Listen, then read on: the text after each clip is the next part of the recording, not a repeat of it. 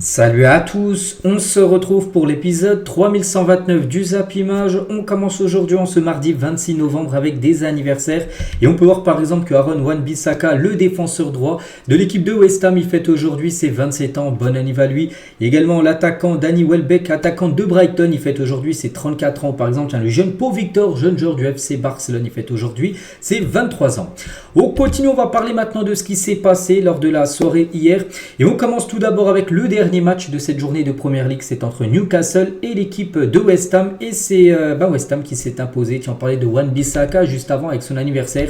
Hier il a été buteur, le deuxième buteur du match parce que Soucek avait marqué un autre but côté West Ham et belle victoire de West Ham 2-0 du côté de Newcastle. Voici les statistiques de la partie. Donc Newcastle a beaucoup tenté, plus de 18 tirs mais seulement 2 tirs cadrés et quand même 16 tirs hors cadre.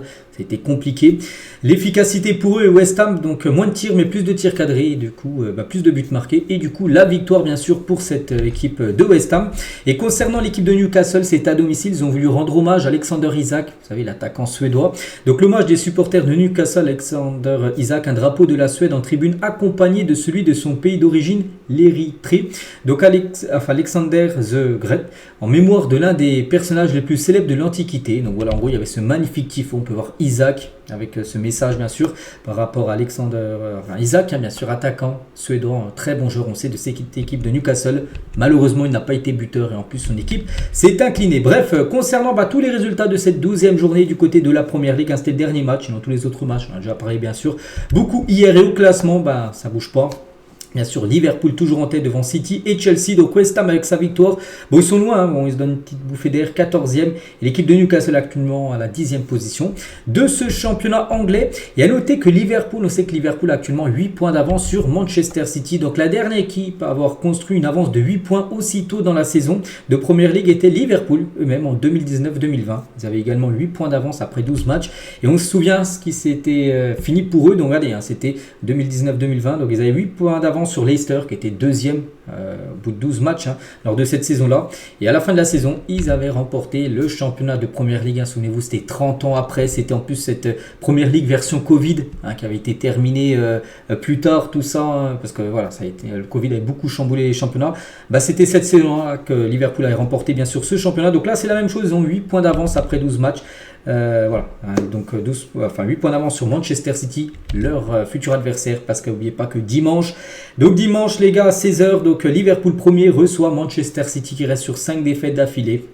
Donc voilà, ça sera le gros match. En cas de victoire de Liverpool, les gars, ils prendraient 11 points d'avance sur City, mais City, s'il venait à s'imposer, reviendrait à 5 points de Liverpool. Voilà, donc ça sera un match quasiment décisif, bien sûr, pour cette Première Ligue. Bref, on quitte l'appel, on prend la direction de l'Italie. Il y avait également 2 rencontres hier de Serie A. C'est entre Venise et l'équipe de Lecce. Donc Venise s'est incliné, pourtant Venise a plutôt dominé à 16 tirs, 6 tirs cadrés, 60% de possession de balle, 2.53 de XG, mais c'est bien Lecce qui a été plus efficace et qui a gagné le match 1-0. Et concernant Empoli contre Udinese, ça s'est fini partout entre ces deux équipes. Donc Udinese a plutôt dominé, mais voilà, il y a nul entre ces deux équipes. Donc voici les résultats, c'est les 2 derniers matchs de cette 13e journée du côté de la Serie A. Donc ça bouge pas, bien sûr, toujours dominé par Naples. L'Atalanta, l'Inter, n'oubliez pas que c'est très serré, avec les 5 premiers, c'est dispensé, séparé de seulement 2 points, 29 points et tous les autres ont 28 points. Donc voilà, ultra serré du côté de la Serie A. Il y avait également un match de Ligue 2 hier entre Dunkerque et l'équipe de l'AS Ajaccio et c'est Dunkerque qui s'est imposé 1-0, parfait pour eux. Donc 3e victoire de suite pour l'équipe de Dunkerque qui a dominé le match, 22 tirs, 6 tirs cadrés, 1 but marqué. L'équipe de l'AS Ajaccio, c'est une frappe qui n'a pas été cadrée, 0 tir cadré pour eux. Donc voilà, la victoire est totalement logique. Ils auraient même pu marquer plus de buts quand on voit 22 tirs, ils ont marqué seulement un but. Il aurait pu avoir quelques buts de plus marqués, mais bon, 1-0, 7-0, c'est pareil, ça donne 3 points au classement. Et Dunkerque, les gars, cette saison, ils sont quand même co-leaders de la Ligue 2 avec le Paris FC. Donc 9 victoires, 1 match nul et 4 défaites. Ils avaient terminé 16e au bord de la relégation la saison passée. Le grand écart, parce que la saison dernière, ils ont failli descendre, mais là, ils sont actuellement son premier ex-aequo avec l'équipe du Paris FC. Donc voici tous les résultats de cette 14e journée de Ligue 2 et le classement. Donc le Paris FC et Dunkerque, actuellement les deux équipes en tête avec 28 points. On prend la direction du continent asiatique. Il y avait de la Ligue des champions asiatiques et l'équipe d'Al Nasser, l'équipe de Cristiano Ronaldo jouait contre Al Gharafa, donc une équipe au Qatar. Voilà, donc c'était un match Qatar-Arabie Saoudite. Donc c'est l'équipe de CR7 qui s'est imposée 3-1. Donc Cristiano Ronaldo a été double buteur et un but de Angelo. Côté Al Gharafa, Joselu, l'ancien joueur du Real Madrid qui joue maintenant dans cette équipe, a été le buteur. Côté Al Gharafa, du coup victoire de l'équipe de CR7, donc 3-1. Donc 16 tirs, 5 tirs cadrés, 3 buts efficaces. L'équipe bien sûr de Cristiano et bien sûr Ronaldo, on va en parler, il a marqué un doublé. CR7 bien sûr encore au top, donc un but de la tête pour son premier but et le deuxième but un but du pied droit. Voilà, donc voilà, parfait bien sûr pour Ronaldo, gros match de sa part et doublé pour Cristiano Ronaldo. Il monte son totalité à 911 avant le match, donc 912 et 913 buts inscrits en carrière, donc il s'approche match après match, il marque des buts et il se rapproche de cette barre bien sûr des 1000 buts. Même s'il a dit que ce n'était pas un objectif pour lui, on pense qu'il y pense bien sûr. Parce que là, plus les matchs jouent, plus il marque et plus ça se rapproche, cette barre. Des 1000 buts pour CR7 et 5 buts lors de ses 3 derniers matchs en club et en sélection. Voilà, donc pas mal, 3 derniers matchs et 5 buts inscrits par Cristiano Ronaldo. Et Ronaldo, il a quand même marqué 450 buts après avoir atteint l'âge des 30 ans. Donc il aura, je crois, 39 ou 40, je crois, 40 ans, le 5, je sais que c'est le 5 février, parce que lui, il est né le même jour que Neymar, même Tevez, Carlos Tevez est né aussi le 5 février. Donc voilà, déjà depuis 30 ans, il a marqué 450 buts, il a plus marqué depuis l'âge de 30 ans qu'avant, de 20 à 30 ans, où normalement tu es au prime, tu es plus jeune, tout ça. Et ben voilà, CR7 bien sûr, genre magnifique, et j'espère qu'il atteindra cette barre des 1000 buts, parce que le mérite au vu de la carrière qui fait cette légende du football, j'espère qu'il atteindra ce cap de fou. Et voilà, donc Ronaldo doublé, Joselu, j'ai dit qu'il y a une petite photo de l'ancien joueur du Real Madrid, buteur également, et les deux ont pu se retrouver. Ils avaient, je crois, joué ensemble, parce que Joselu, donc c'est vrai qu'il a joué la saison dernière au Real, mais il avait déjà joué une année au Real, puis je crois que Ronaldo était là, donc ils se connaissent bien sûr les deux. Et bien sûr, peut-être Ronaldo l'a félicité Joselu par rapport peut-être au doublé qu'il a inscrit en demi-finale de Ligue des Champions, retour saison dernière contre le Bayern, c'est pour ça que le Real est allé en finale après avoir gagné contre Dortmund la finale. Et il y avait pas mal de maillots de Ronaldo bien sûr dans les tribunes, mais aussi on peut voir un maillot de Messi, donc voilà, concernant les supporters qui étaient présents pour cette rencontre. Et il y avait un autre club, l'équipe de Al-1, l'équipe qui a gagné quand même la dernière Ligue des Champions asiatiques. Ils avaient perdu déjà cette saison contre Al-Hilal en Ligue des Champions. Ils ont perdu aussi contre Al-Ali hier, l'équipe où joue par exemple Riyad Mahrez. Donc voilà, c'est compliqué pour l'équipe de Al-1. Du coup, à côté Al-Ali où joue Mahrez, c'est Ivan Toney qui a marqué le doublé sur 2 passes D de R.Mahrez, donc Riyad Mahrez de hauteur de 2 passes D en 4 minutes, 70e et 74e minute de jeu. Voilà, donc ils ont égalisé et gagné, bien sûr, cette rencontre. Donc voilà ce qu'il y a à dire sur la Ligue des champions asiatiques et surtout sur les gros clubs, bien sûr, de cette compétition. Donc nous on revient en Europe, on va parler cette fois-ci de la Ligue des champions européenne parce que ça reprend aujourd'hui et demain. Donc c'est la 5e journée, donc on bascule sur la deuxième phase de match. Donc voici le programme. Donc à 18h45, je crois que c'est le Bratislava, je crois qu'à 4 matchs, 4 défaites. Donc ils reçoivent l'équipe de l'AC Milan. Il y aura le Sparta Prague contre l'Atlético à 18h45. Puis ce soir, je vois des belles affiches. Pour moi, la plus belle, le Bayern contre le PSG. Il y a beau Inter Milan contre Leipzig. Il y a un beau Sporting, les gars, contre Arsenal. Le Sporting avait posé un 4-1 à Manchester City lors du dernier match de LDC. Ils ont 12 matchs de championnat, 12 victoires. C'est un beau test contre Arsenal. Il y a un Bayer Leverkusen contre Salzbourg. Il y a le Barça, bien sûr, qui reçoit l'équipe de Brest. Voilà, il y a quand même du très très lourd ce soir. Et City qui reste sur 5 défaites d'affilée. Reçoit le Feyenoord. Il va falloir une réaction, bien sûr, avant d'affronter Liverpool dimanche prochain. Donc, concernant les clubs français qui jouent sur cette semaine, donc je dis, Brest se déplace à Barcelone. Le PSG se déplace ce soir à Munich. Lille se déplace à Bologne. Et Monaco reçoit l'équipe du Benfica. Donc, les 2 derniers matchs seront demain, mercredi. Et nous, on commence tout d'abord avec le Paris Saint-Germain en déplacement du côté du Bayern. Donc, malheur au perdant entre les Munichois, 17e, c'est que le Bayern, ils sont 17e sur une poule à 36, ils sont très loin le Bayern. Mais pas qu'ils ont perdu contre Aston Villa, ils ont perdu aussi contre le Barça. Donc voilà, ils ont gagné 2 matchs, mais ils ont perdu 2. Donc voilà, c'est actuellement très compliqué le Bayern.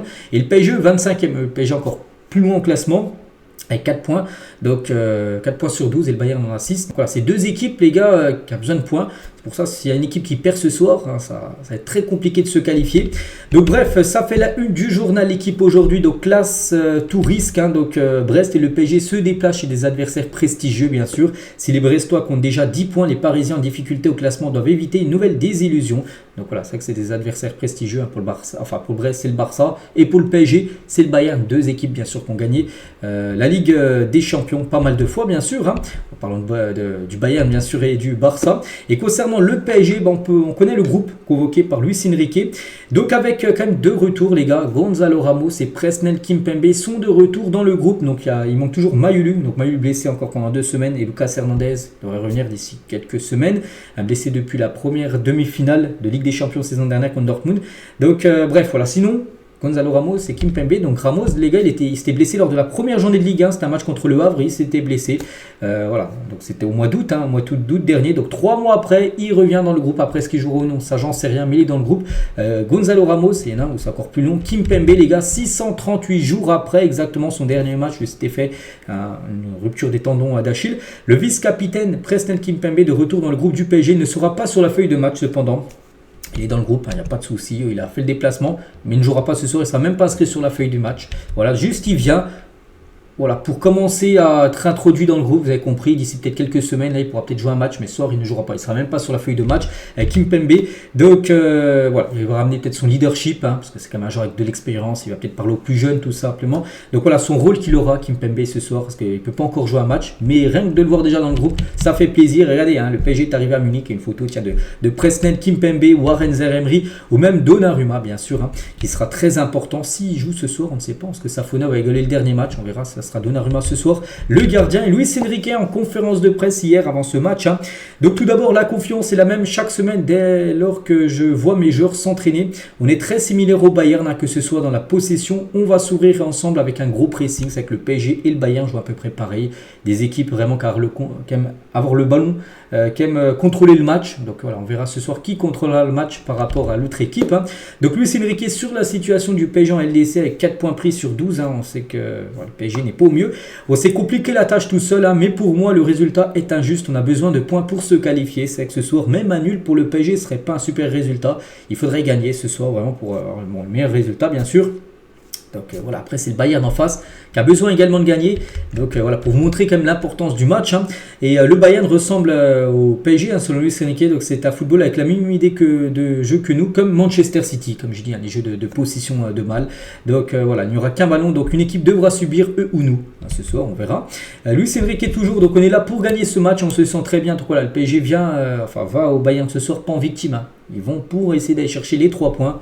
Même si ça semble compliqué, c'est pas non plus impossible. Hein. Le PSG est déjà parti s'imposer. Du côté de Munich dans son histoire, la force de notre équipe est de ne pas dépendre d'un seul joueur, comme c'était le cas par exemple saison dernière. Le joueur en question, c'est bien sûr Kylian Mbappé. Et Luis Enrique sur sa volonté, parce qu'il y a un journaliste qui a dit est-ce que le PSG a envie de recruter Kimmich? Il y a toujours eu des rumeurs Kimmich du côté de Paris. Il a dit je ne parle pas des joueurs qui ne jouent pas dans mon équipe. Et concernant Kimmich, vu qu'on en parle, une petite info rapide. Donc Kimmich est plus proche de prolonger son contrat avec le Bayern que de signer dans un autre club comme le PSG. Voilà, pour mettre les choses au clair, parce qu'il est en fin de contrat, en fin de saison, et du coup il devrait bien prolonger l'aventure du côté du Bayern. Et Kimmich, hein, donc ça, du coup il n'y aurait pas d'arrivée de Kimmich du côté de Paris. Vitinha également qui est en conférence de presse avant ce Bayern PSG, hein, ce soir. C'est la plus grande motivation de jouer une grande équipe, hein, comme le Bayern en Champions League. Il faut tirer du positif pour éviter la pression. On vient pour gagner. Lui aussi il dit, hein, que le PSG vient ce soir à Munich pour prendre les 3 points. Et si on suit le plan du coach et qu'on donne tout ce qu'on a, on va décrocher un résultat très positif. Voilà, donc voilà. Maintenant il faut le faire, bien sûr c'est bien de le dire, maintenant il faut le faire. C'est que le PSG a eu beaucoup de mal en LDC cette saison. Pourquoi pas, c'est un match déclic, hein, voilà, une victoire de prestige à Munich, ça peut être le cas pour le Paris Saint-Germain. Et concernant l'équipe du Bayern, un peu au mieux, j'ai dit avec 2 victoires, 2 défaites en 4 matchs. Hein, on sait que le Bayern a déjà fait beaucoup mieux lors des années précédentes. Et compagnie, un très élogieux déjà quand il parle du PSG, il a dit, hein, on va jouer l'un des plus grands clubs en Europe. Ils ont de grandes individualités et un coach de classe mondiale. C'est une équipe très talentueuse. De nombreux joueurs vont arriver au niveau de Messi, Neymar, Ibrahimovic dans les années à venir. Alors, en parlant de l'équipe du PSG, des futurs cracks bien sûr. Hein. Harry Kane, tiens, qui va faire très attention du côté de Paris. Hein. Par exemple, dernier match, il a marqué un triplé. Donc sur le match, hein, du Bayern face au PSG, il a dit ça va être un match très compliqué. C'est une grande équipe en face. On va essayer de prendre le contrôle du ballon et on va faire en sorte aussi de les presser, notamment le gardien, hein, parce qu'il pense à Donnarumma et Donnarumma aussi. son point faible, c'est le jeu au pied. Le jeu au pied, les gars qui est sous pression, on a pu le voir un match contre le Real il y a 2 ans.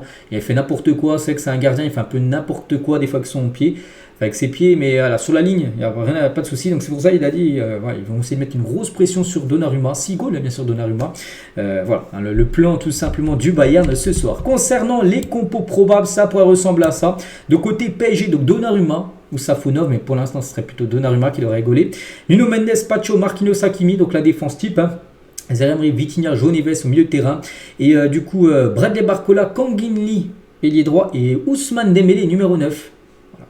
Tu as pourtant des numéros 9. Tu as Randal Colomoni qui est 9. Il ne jouera pas, enfin il sera remplaçant. Bon, tu as Gonzalo Ramos, ok, qui a une blessure, je comprends qu'il n'est pas remplaçant, mais voilà, quand je vois Dembélé, numéro 9, c'est le finisseur. Et quand je vois en face, les gars, c'est le jour et la nuit. Harry Kane, les gars, finisseur, il a un ballon dans la surface, c'est à coup sûr ses buts.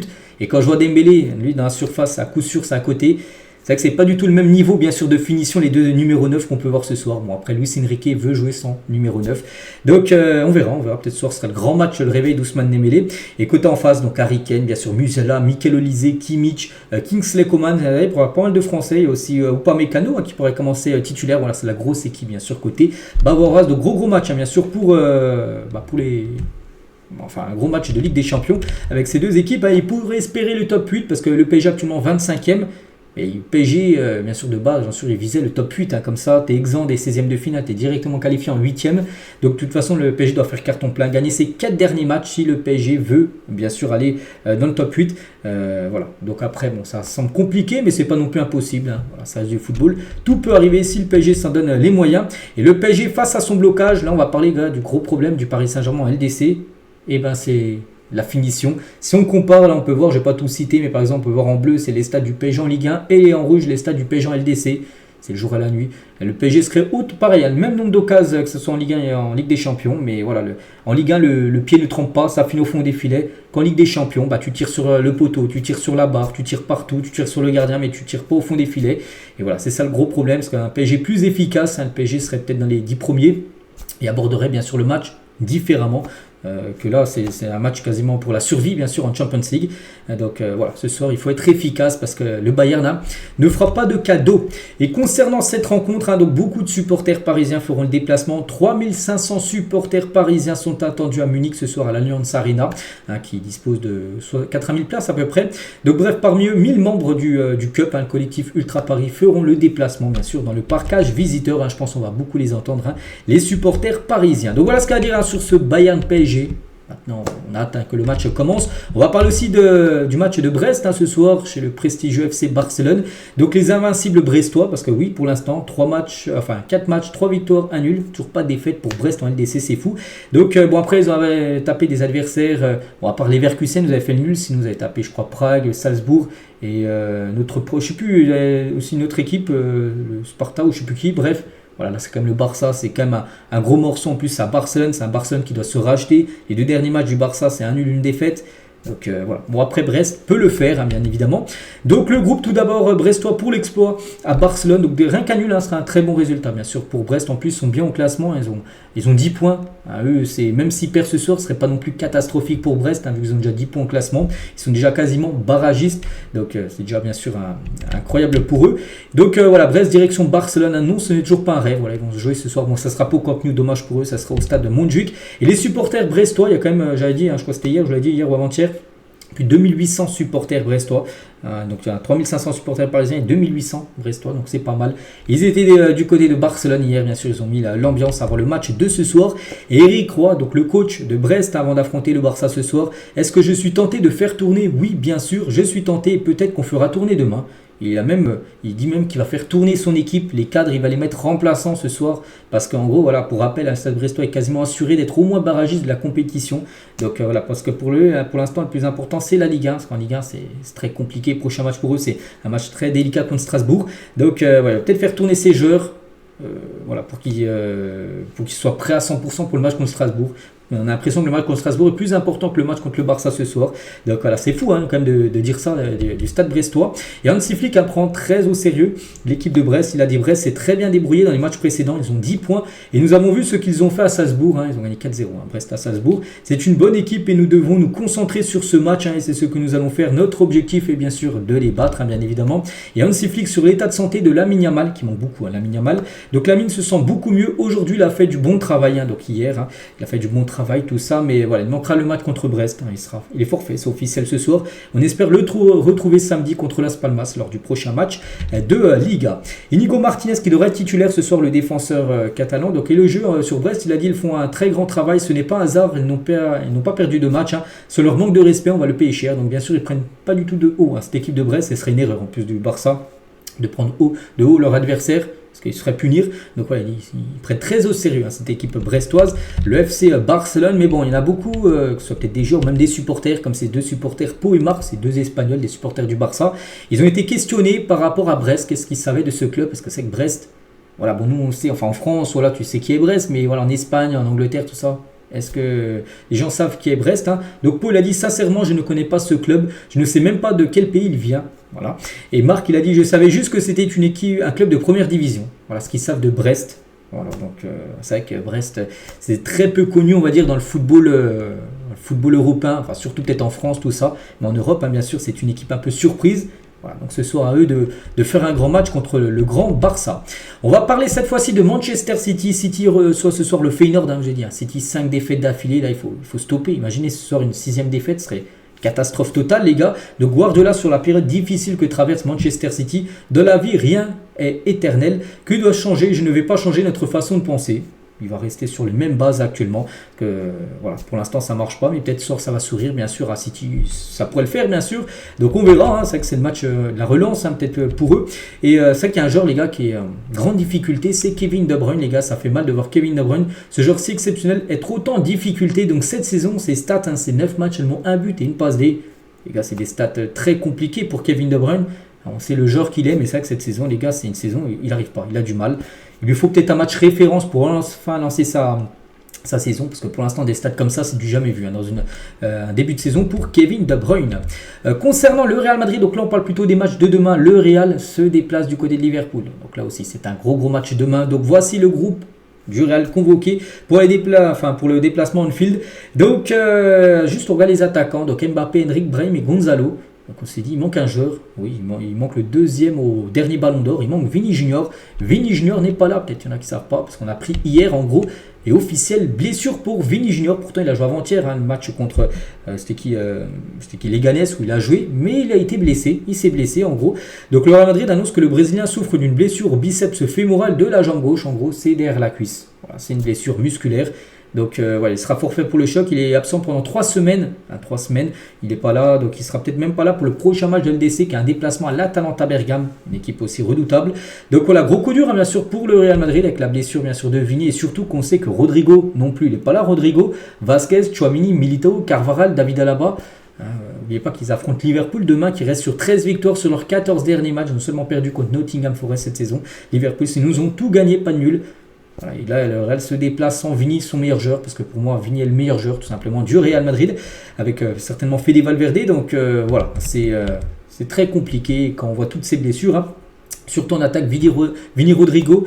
C'est deux cadres bien sûr de l'équipe. Et Vini, les gars, réagit suite à sa blessure et dénonce la charge de match pour les joueurs. Regardez, c'est lui qui a mis ça sur son réseau Twitter. Le calendrier est fou, il faut récupérer maintenant. Voilà, parce qu'il dit en gros cette blessure, c'est par rapport au calendrier qui est fou. C'est qu'il a joué la trêve internationale avec le Brésil. Et les revenus, il a joué dimanche. Il y a un match encore demain pour le Real. Il y a un autre match le week-end qui arrive. Et en gros, c'est de jouer tous les 3 jours qu'on fait que ça a fait une blessure musculaire pour lui. Donc voilà, c'est quand même un gros coup dur pour le Real parce que rappelons que seul Karim Benzema, 7, a marqué plus de buts que Vini 5 contre Liverpool dans l'histoire de la Ligue des Champions. Voilà, Liverpool, les 2 joueurs qui ont marqué le plus de buts contre eux à Liverpool, c'est Benzema qui a quand même marqué 7 buts dans sa carrière contre Liverpool. Et Vini en a marqué 5 quand même. Et il ne sera pas là. Enfin, Benzema n'est pas là de toute façon vu qu'il a quitté le club. Mais Vini aurait pu être là, mais il n'est pas là. Donc voilà, coup dur pour le Real Madrid qui manquera son match en field mercredi, bien sûr, avec l'absence de Vini Junior. Et du coup, on se dit, Mbappé, pas de Rodrigo, pas de Vini. Et du coup, Mbappé va pouvoir jouer à son poste d'ailier gauche. On sait que c'est le poste qu'il préfère le plus. Donc pendant 3 semaines, pendant l'absence, on va dire, de Vini Junior, l'heure de changer changer le cours de son destin avec le Real, peut-être, parce qu'on sait que c'est un début de saison compliqué. Oui, il a été buteur avant-hier, mais bon, voilà, c'est un but que tout le monde aurait mis. Et lui, il dit il veut jouer absolument ailier gauche. Enfin, c'est sa position qu'il préfère le plus. Donc là, à lui de le montrer là dans les prochains matchs. En plus, le Real compte vraiment maintenant sur vraiment Mbappé, vu qu'il n'y a pas Vini, il n'y a pas Rodrigo. Ça lui de porter l'attaque madrilène. Voilà, c'est le moment là pour Kylian Mbappé vraiment de retrouver le Kylian Prime il y a quelques années. Hein. Et Mbappé, après avoir joué ailier gauche face à Leganés avant-hier, il a dit je commence à retrouver du rythme. J'ai joué dans une position différente, parce qu'avant je jouais numéro 9, on sait, une position qu'il n'aime pas. Et là il a dit je joue une position différente, donc sa position de base ailier gauche. Donc je peux jouer à tous les postes, hein. C'est l'histoire de ma carrière, je joue à droite, dans l'axe, à gauche. Bon, quand il dit dans l'axe, oui, il peut jouer, mais il n'est pas bon. Voilà, même lui il sait qu'il n'est pas bon. Le meilleur Kylian Mbappé, c'est ailier gauche. Hein. Quand il a de la profondeur, je veux bien jouer et marquer beaucoup de buts. Hein. Et même avant la blessure de Vini, et Ancelotti songeait même mettre Mbappé ailier gauche contre Liverpool, parce qu'il avait mis ailier gauche contre les Leganés. Et même si Vini aurait été là, il aurait mis de nouveau Vini en numéro 9 et Mbappé à gauche. On a l'impression, on a peut-être des chances maintenant de voir peut-être pour la fin de saison, et Vini changer de position juste pour remettre Kylian Mbappé dans les meilleures dispositions, son poste d'ailier gauche. C'est dommage pour Vini parce que Vini lui préfère aussi jouer ailier gauche. Donc en gros, Ancelotti a l'impression qu'il va sacrifier Vini pour mettre Mbappé au poste d'ailier gauche. Donc bon là, il n'y a pas de souci vu que Vini est blessé, mais si Vini aurait été là, ça aurait été aussi la chose faite. Hein, d'après Relevo, qui est un site espagnol. Et Mbappé tient sur, Sergio González, le capitaine de Leganés, qui a affronté le Real avant-hier. Donc sur Mbappé, il a dit, hein, c'est un exemple pour les enfants qui le regardent. Il a eu un excellent comportement et de beaux gestes avec nous. Hein, donc il n'a pas pris le melon, tout ça. Enfin sur ce match, hein. Il y a des joueurs qui sur le terrain ne sont pas un exemple, mais Mbappé l'est. Voilà, peut-être c'est Sergio González, il dit peut-être les joueurs qui ne sont pas des exemples. Peut-être il pense à Vini, je ne sais pas, mais il dit qu'Mbappé a été exemplaire. Il s'est très bien comporté contre l'équipe de Leganés. Et concernant le match demain contre Liverpool, hein, voici quoi, ça pourrait ressembler le 11 de départ avec Courtois au but, donc Ferland Mendy, Rudiger, Raúl Asensio, donc 2 matchs pour lui de clean sheet pour Raúl Asensio, qui avait fait clean sheet contre Osasuna et clean sheet avant-hier, donc de nouveau en défense centrale vu qu'il n'y a pas d'autres défenseurs, et Fede Valverde, parce qu'il n'y a pas de Vasquez, il n'y a pas de Carvaral, donc Valverde, même si c'est du gâchis de le faire jouer défenseur droit, il jouera cette position-là. Donc Camavinga, Modric, Bellingham, Arda Güler devrait être titulaire et du coup Brahim Diaz à la place de Vini. Voilà, donc des joueurs qui jouent peu comme Brahim, comme Arda Güler, comme Modric, tous ces joueurs, normalement c'est plutôt des remplaçants, ils seront tous titulaires parce qu'il y a trop de blessés actuellement du côté de l'équipe madrilène. Et concernant l'arbitre du match, et lui les gars, c'est le français François Le Texier, l'arbitre, il avait par exemple arbitré la finale de l'Euro entre l'Espagne et l'Angleterre, donc sera lui l'arbitre de Liverpool Real Madrid, donc on lui souhaite bonne chance. Et un autre arbitre, Clément Turpin, lui rien à voir avec la Ligue des Champions, mais plutôt il arbitrera le gros match dimanche entre l'Olympique de Marseille et Monaco. Le 3e de la Ligue 1 reçoit le 2e, donc Monaco sera dimanche, ce sera Clément Turpin, l'arbitre de cette partie. On va parler de toute autre chose, on clôture la page Ligue des Champions, on a parlé de tous les matchs d'hier, de demain, on parlera bien sûr encore demain de la LDC, mais là on va parler d'autres infos. On revient sur le match entre City et Tottenham, 4-0 pour Tottenham, et contre City, le gardien de Tottenham a joué avec une cheville cassée. Qu'est-ce que c'est ça encore? C'est lui qui l'a annoncé, les gars, c'est Vicario qui l'a annoncé sur son compte Instagram. Il s'est même fait opérer, c'est fou. Hein. Donc j'ai joué 60 minutes à l'été le stade de City avec un os cassé à la cheville, donnant absolument tout ce que j'avais pour l'équipe. Malheureusement, il n'y avait aucun moyen de contourner cela. J'avais besoin d'une opération. Il s'est fait opérer hier. Il a joué avant-hier, il s'est fait opérer directement. C'est fou. Hein. Donc je suis déçu de ne pas pouvoir aider l'équipe pendant un certain temps. Un énorme merci aux médecins et au personnel. L'opération s'est bien passée. Et à partir de demain, je travaille dur pour revenir plus fort, plus en forme et être prêt à tout pour revenir à nouveau. Bien. Merci aux fans des Spurs pour tout l'amour. À bientôt sur le terrain. Voilà, donc il a joué quand même blessé. Il a quand même fait un clean sheet. Un énorme match contre l'équipe de City alors qu'il était blessé. Il s'est fait opérer. Donc déjà bon rétablissement à lui. Il va louper quand même quelques mois. Donc là, le gardien B sera le titulaire à côté de Tottenham, mais voilà, concernant Vicario. On va parler d'un autre Manchester, donc là on parlait de City qui a pris une claque contre Tottenham, mais Manchester United n'a remporté qu'un seul match par mois en Première Ligue jusqu'à présent. Au mois d'août, ça a été une victoire 1-0 contre Fulham. Au mois de septembre, une victoire 3-0 à Southampton. Au mois d'octobre, une victoire 2-1 contre Brentford. Et au mois de novembre, une victoire contre Leicester. Voilà, c'est les autres matchs, parce qu'il n'y a pas eu qu'un match bien sûr par mois en Première Ligue. Et les autres matchs ont été soit des nuls, soit des défaites. Voilà, donc c'est vrai que si tu gagnes seulement un match par mois en championnat, c'est pas bon, surtout pour un club quand même, pour Manchester, qui est Manchester. Seulement 4 victoires les gars, après on est combien à la 12e journée, on parlait de Liverpool avec 12 matchs. Voilà, seulement 4 victoires, c'est quand même très très moyen pour un club comme les Red Devils. On va parler de l'équipe de Nantes. Donc Nantes aussi, c'est très compliqué en France. Donc le ministère de l'Intérieur souhaite dissoudre la Brigade Loire. Cela fait écho aux incidents de Nantes-Le Havre où des supporters nantais ont tenté d'envahir la pelouse lors du match où ils ont perdu contre Le Havre avant-hier. Donc voilà, parce que c'est un groupe de supporters, la Brigade Loire, et le ministère de l'Intérieur souhaiterait dissoudre en gros ce groupe de supporters en gros, pour éviter on va dire encore des débordements lors des prochains matchs. Et concernant Nantes, le coach, parce que Nantes actuellement c'est une catastrophe, sur l'année 2024, on en a parlé hier, depuis janvier, ils ont joué je sais plus combien, on a dit 16 matchs à domicile en Ligue 1, ils ont gagné seulement une rencontre à domicile gagnée en pratiquement un an, c'est fou. Nantes décide de conserver Antoine Comboré. On se dit, l'entraîneur va sauter. Non les gars, l'entraîneur pour l'instant est toujours en place. Pourtant, 2 victoires, 4 nuls, 6 défaites, 16e de Ligue 1. Et pour l'instant, Nantes aurait décidé de conserver Antoine Comboré. Voilà. Bon, quand on sait les prochains matchs, regardez comme le gros programme.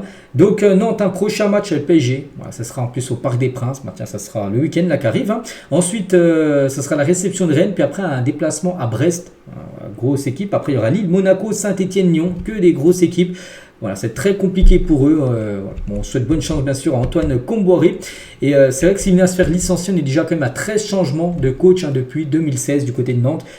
S'il vient à se faire licencier, parce que là quand on voit les séries de matchs qui arrivent, à part s'il y a un miracle, on pense que ça sera fini pour Comboré, ce sera déjà le 14e entraîneur depuis 8 ans du côté des Canaries, c'est-à-dire quasiment 2 entraîneurs par an, c'est fou. On va parler d'un autre coach, c'est Franck Hez, a dû se rendre aux urgences après la victoire de Nice face à Strasbourg, c'était dimanche soir, victoire de Nice 2-1, et victime d'une grosse migraine à la fin du match contre Strasbourg. Donc Franck Hez, le coach de Nice, s'est rendu à l'hôpital à l'issue de la rencontre. Son état de santé ne suscite pas d'inquiétude, mais rappelle tout de même sa période de surménage subie à Lens avant, lorsqu'il était entraîneur et manager du club à la fois. Voilà, ça a été très compliqué, trop de pression, tout ça. Bon, on ne sait pas si c'est à cause de ça, mais voilà, il y a une grosse migraine. Il a fini aux urgences. Donc voilà, ça va mieux, on peut dire, pour le coach Franck Hez. On va parler d'Alessandro Del Piero, ancien très grand joueur de l'Italie. Il veut prendre la tête de la fédération italienne de football. Il veut devenir le président de cette fédération italienne de foot. Par exemple, Ronaldo R9, lui, aimerait l'être du côté du Brésil. Et Del Piero aimerait l'être du côté de l'Italie. Officielle rupture du ligament croisé du genou gauche pour Alidou Seyhu. J'en ai parlé hier, que le joueur ghanéen, on ne savait pas encore. On pensait à une rupture des ligaments. Hier, lundi, il a passé un IRM, un scanner. Et oui, c'est bien ça, rupture des ligaments croisés. On lui souhaite un bon rétablissement et fin de saison pour le joueur rennais, Jack Rennes, qui est très mal au point. Il perd un joueur, un très bon joueur jusqu'à la fin de la saison. Officielle, Anne Hidalgo annonce dans le journal Le Monde qu'elle ne se représentera pas aux élections municipales de 2026. Elle quittera donc la mairie de Paris. Une décision qui pourrait peut-être changer la donne pour le PSG dans le cas d'un éventuel rachat du Parc des Princes. Peut-être, parce qu'elle, Anne Hidalgo, elle ne voulait pas vendre depuis longtemps le Parc des Princes, bien sûr, au QSI, au PSG, pour que le PSG puisse faire des travaux. Et voilà. Et du coup, vu qu'elle ne sera plus maire de Paris, parce qu'elle a dit qu'en 2026, elle ne se représentera pas pour être maire de Paris, donc il y aura un nouveau maire, et peut-être ce maire sera lui OK pour vendre le parc au PSG. On verra, parce que le PSG du coup voulait construire un stade, mais peut-être avec cette nouvelle info, ça pourrait peut-être changer la donne, on verra, ce qui sera décidé par Nasser. Et toujours du côté du PSG, un joueur va partir, donc accord trouvé entre Milan Skriniar et la Juventus Turin. Le club italien veut baisser le prix réclamé par le PSG en incluant des joueurs dans l'opération. Voilà, donc c'est... Normalement, ça devrait se faire en janvier. On ne parle pas de l'été prochain, c'est en janvier, là, dans à peu près un mois. Et il pourrait filer du côté de la Juventus Turin. Milan Skriniar. Toni Kroos a mis à jour sa bio Instagram, ancien joueur du Real Madrid. Ex-player Real Madrid, bien sûr. Toni Kroos, donc voilà. Maintenant, on sait qu'il habite toujours à Madrid, Toni Kroos. Mais voilà, maintenant, c'est un ancien joueur, bien sûr, du Real. Et tiens, en parlant d'un joueur actuel du Real, c'est Jude Bellingham, a été élu joueur de la saison 2023-2024 en Liga par l'association de footballeurs espagnols, l'équivalent de l'UNFP en Espagne. Voilà, l'UNFP, vous savez, les trophées qu'on fait en France chaque fin d'année, c'est à peu près la même chose. Donc il a reçu ce prix du meilleur joueur de la saison dernière, le joueur anglais. Mon fils, il est temps de quitter ce club. Donc le père de Fabio Carvalho a répondu ceci sur une publication Instagram du club après un match. C'était le match entre Everton et Brentford, je crois qu'il y a eu 0-0. C'était ce week-end et le père de Fabio Carvalho, il a mis. Donc en gros, il est temps de partir, en gros, parce que Fabio Carvalho, ancien joueur de Liverpool, est parti à Brentford pour avoir du temps de jeu. Le problème, regardez, donc là sur le match, sur le banc, le dernier match, il a joué 1 minute. Le match avant, il a joué 18 minutes. Bon, avant, il avait joué 66 minutes, mais c'est de l'EFL Cup. Par exemple, en Première Ligue, le match encore avant, il a joué 10 minutes. 17 contre Manchester, 14 contre Wolverhampton, Voilà, bon, là, je 85, mais il faut remonter à septembre dernier. Donc voilà, son père, il a dit, en gros, il est temps de quitter le club, de quitter ce club de Brentford parce que tu joueras pas. Voilà. Donc ça peut être le transfert du jeune portugais ailleurs. Un tout jeune, regardez, il est né en 2002, hein, ce joueur Fabio Carvalho qui a du mal à lancer sa carrière. Tiens, on va parler de Mohamed Salah. Donc à la fin du match, hein, où ils ont gagné contre Southampton 3-2, il a été auteur d'un doublé. Et ben il a avoué, hein, qu'il est plus proche de partir que de rester à Liverpool. Hein, on est en décembre, bon bientôt, là, dans quelques jours. Et je n'ai pas reçu d'offre pour rester. Oui, je suis plus proche de partir que de rester à Liverpool. C'est qu'il est en fin de contrat, en fin de saison. Pour l'instant, Liverpool lui a rien proposé de prolonger. Il dit que pour l'instant, et ben, si ça continue comme ça, ben, il quittera tout simplement l'équipe des Reds gratuitement. Gabriel Moscardo, un joueur né en 2005, a joué une petite minute avec Reims contre Lyon ce week-end. C'était la première de la saison pour le joueur prêté par le PSG. C'est dommage parce que le PSG le prête à Reims pour qu'il ait du temps de jeu. Parce qu'au PSG, on se dit... il va pas jouer, mais le problème c'est qu'il ne joue pas non plus à Reims. Il a joué seulement une minute cette saison, depuis août. C'était le match contre Lyon où il a joué une minute lors de la rencontre. C'est pour ça que le PSG pourrait casser son prêt dès janvier, le prêter à une autre équipe où là il pourrait jouer beaucoup plus. L'OM part en stage, donc Roberto De Zerbi a décidé d'emmener son groupe en stage de cohésion de mardi, donc d'aujourd'hui là à vendredi, les prochains jours, pour bien préparer les dernières échéances de l'année civile. N'oubliez pas que Marseille reçoit l'équipe de Monaco et c'est pour ça que tout le groupe de Marseille sont partis. Donc lieu mystère, il n'a pas dit où est Marseille, mais c'est à 2 heures de Marseille à peu près. Ils sont tous partis là pendant 3-4 jours pour se ressourcer, préparer bien sûr les derniers matchs de l'année 2024. Et toujours à Marseille, tiens, Dimitri Payet, ancien joueur, va revenir à Marseille.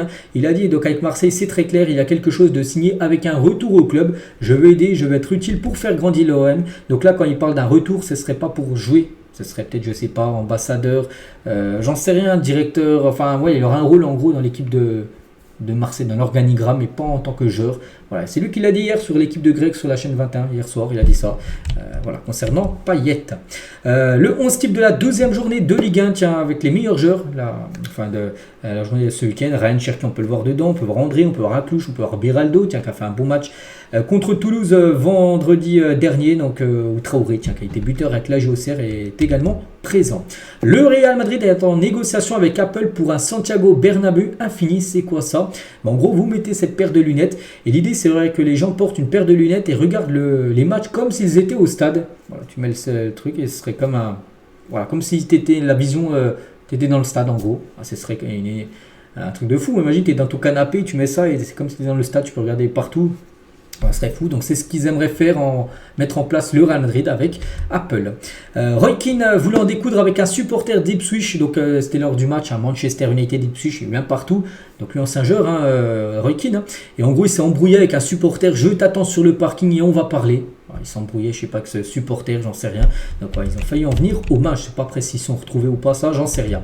Gérard Piqué souhaiterait instaurer un format à 16 équipes pour tous les championnats professionnels afin de réduire le nombre de rencontres. Il a dit, je crois que réduire le nombre de matchs aiderait les joueurs à avoir plus de repos, donc moins de blessures et qu'ils n'arrivent pas aussi fatigués lors des matchs importants. Il faut faire en sorte que ces rencontres soient uniques, spéciales. Il y a trop de compétitions avec beaucoup de matchs, peut-être. Mais voilà, après que les championnats passent à 16 équipes, ça m'étonnerait. Bon, pour l'instant, on sait que la plupart des championnats à 20 équipes. En Ligue 1 et en Bundesliga, il y en a 18, mais passer à 16, moi, je pense que ça ferait quand même peu. Peut-être diminuer plutôt les matchs de Coupe d'Europe, parce que là, plutôt, tu as augmenté les matchs de Coupe d'Europe. Mais bien sûr, si ça venait à mettre ça en place, et on sait que les joueurs, les footballeurs protestent par rapport à ça, et bien sûr, les salaires seront plus bas. Voilà, parce que si tu joues moins de matchs, ça fait moins de revenus, audiovisuel à la télé, tout ça, et du coup, moins de revenus niveau salaire. Après, il faut aussi que les joueurs trinquent sur leur salaire. Et on finit aujourd'hui avec Florentino Pérez qui est remonté contre certains journalistes à propos de leur vote pour le Ballon d'Or. Il a dit sans la Namibie, l'Ouganda, l'Albanie et la Finlande, Vini aurait gagné le Ballon d'Or parce que les journalistes de ces pays-là n'ont pas voté pour Vini Junior. En gros, ils l'ont même pas mis dans le top 10 et du coup Vini n'a pas pris de points. En plus, ces pays n'ont donné aucune voix à Vini, pas une seule. Le Finlandais au moins a démissionné et il a dit qu'il ne ferait plus partie du jury. Donc voilà ce qu'il a dit Florentino Pérez par rapport à ces journalistes qui n'ont même pas mis Vini comme dans le top 10, c'est que c'est fou. Voilà. Et un journaliste, le journaliste de la Namibie, cette personne qui n'a pas voté pour Vini au Ballon d'Or fracasse Florentino Pérez. Il a dit, il estime que les habitants de mon pays n'ont pas de vote significatif parce que nous sommes des gens inférieurs. Je voudrais juste savoir si j'étais originaire d'une principale nation du football et que je n'étais pas d'accord avec son opinion, quel serait son argument. Voilà, en gros ce qu'il a pu dire. Voilà. Bon, après, c'est vrai que ne pas mettre comme Vini dans le top 10, c'est quand même un sacré scandale quand on sait ce qu'il a fait, Vini. Donc après, voilà, ce qu'il a répondu tout simplement, ce journaliste namibien, par rapport aux propos, bien sûr, de Florentino Pérez. On finit avec ça aujourd'hui. Voilà, les gars, tout ce qu'il y avait à dire. J'espère que ça vous a plu. On se retrouve, bien sûr, demain. Demain, on est mercredi. Demain, il y a beaucoup de choses à parler. Tous les matchs de ce soir et aussi parler des matchs de demain en LDC. Allez, je vous laisse. Je vous souhaite une très bonne journée et à demain.